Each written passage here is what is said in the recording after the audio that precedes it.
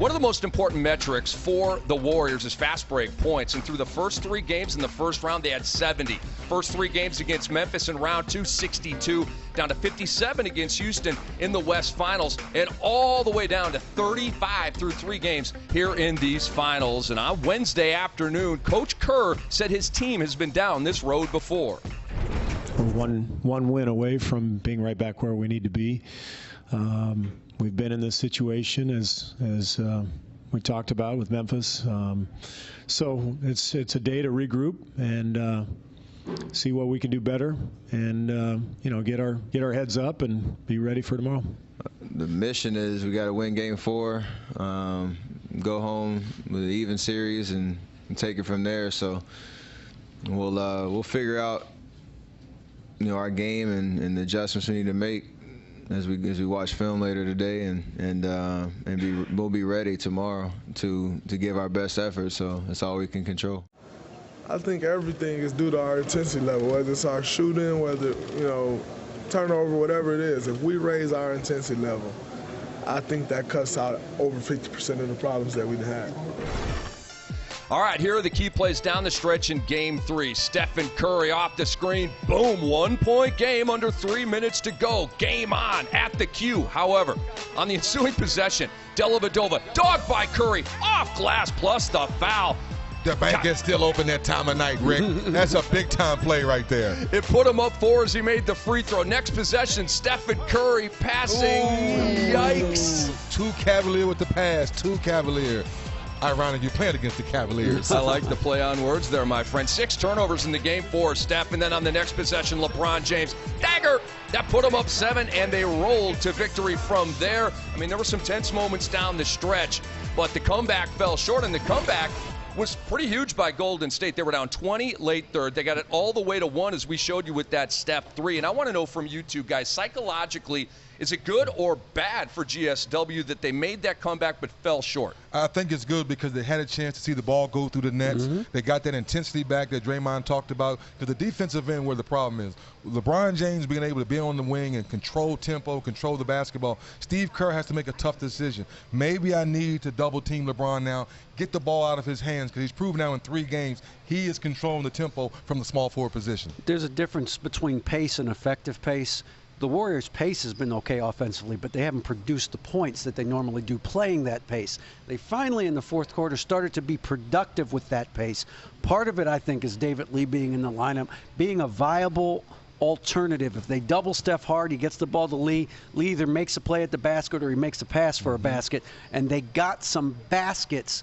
This team lives off of its offense. I know they're a very good defensive team, but this is a team that plays better when they score.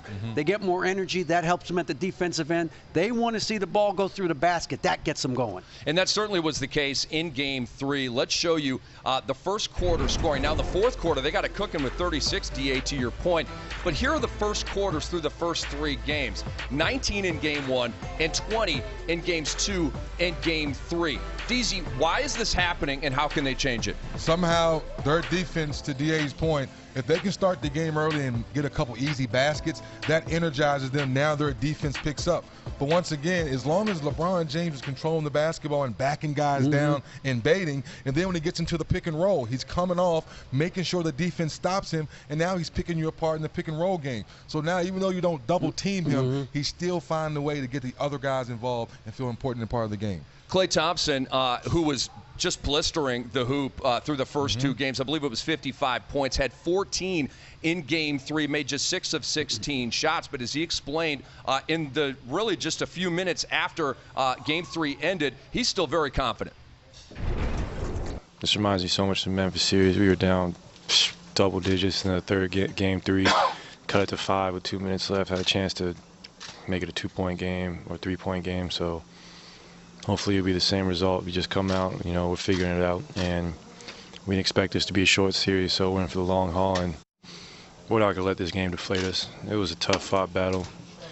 We're figuring out what we got to do, and we've been in this position before, and guarantee we come out Thursday playing with, a must-win attitude. So, DA, clearly the sequencing is the same as the Memphis series. You win game 1 at home, lose game 2 at home, lose game 3 on the road. Thing is, Tony Allen got hurt in game 3 of that series, and that was a huge element. But what similarities are you seeing? Well, look, I think that they have confidence they can win on the road. That's the first thing. They did it against a very good Memphis team.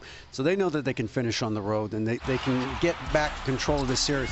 But to your point about the slow starts, they have got to get production from Green, from Bogut, and from Barnes at the beginning of the game. Those 3 guys give them their energy points. Those are the guys that get the 50-50 balls. Those are the guys that get the putbacks. Those are the guys that create second shots. Those are the guys that get deflections. That's where they get those energy points that get them going.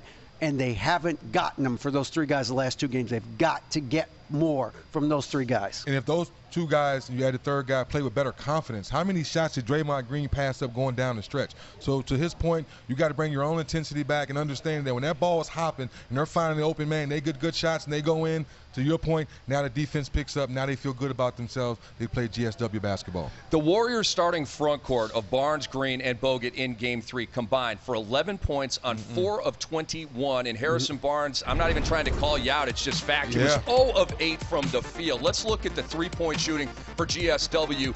You see in the regular season, 11 makes per game, shot 40%. First 3 rounds, 11.5 makes, shot 38%. So far, so good.